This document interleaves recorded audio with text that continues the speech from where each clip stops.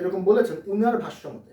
তাহলে আমার কথা হচ্ছে, তাইলে উনি কি সাবেক মেয়রকে বিশ্বাস করেন নাই? উনি তো মেয়র সাহেব নিজে উদ্যোগ নিয়েছেন।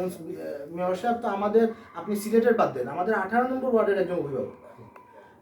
উনি যখন বলেছেন এই কথা, উনি আমাকে, উনি ওয়ার্ডের বাসিন্দা, উনি আমাকে বলেছেন, আমি ওনাকে সব কাগজপত্র দেখিয়েছি, সব একটা করে বুঝিয়েছি।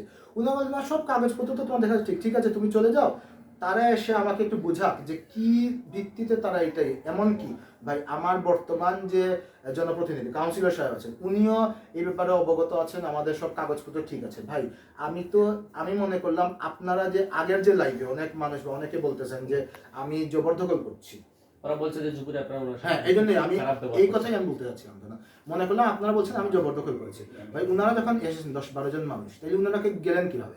উনাদেরকে আমার এলাকার যত মানুষ ছিল ভাই, বিশ্বাস করেন আমি কৃতজ্ঞ মানুষের প্রতি, আমার আশপাশে যারা প্রতিবেশী আছেন কৃতজ্ঞ তাদের প্রতি।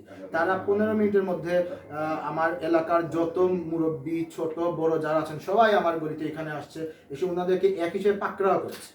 পরে উনারা এই কারণে উনারা, আমার কাছে মনে হচ্ছে উনারা মেয়র সাহেবের নাম ব্যবহার করতে হচ্ছে, কারণ উনারা খুব ক্ষিপ্ত হয়ে গেছিল। মেয়র সাহেব কি আসলে না, জানতে আসছে না, উনি আমাকে ডাইরেক্ট ফোন করে, আমি ফোন করেছিলাম উনাকে, একদম সরাসরি বলছে। উনি আশ্চর্য, মানে উনি মনে হচ্ছে আকাশ থেকে বলছে যে উনার নাম কি ব্যবহার করতে, উনি আকাশ থেকে এরকম করছে এরকম। তো যাই হোক, উনারা যদি এরকম হইতো, আমি ধরে নিলাম আমি ভালো না খারাপ আমি আপনাদের উপর ছেড়ে দিচ্ছি, আমার এলাকার সব মানুষ তো খারাপ না ভাই।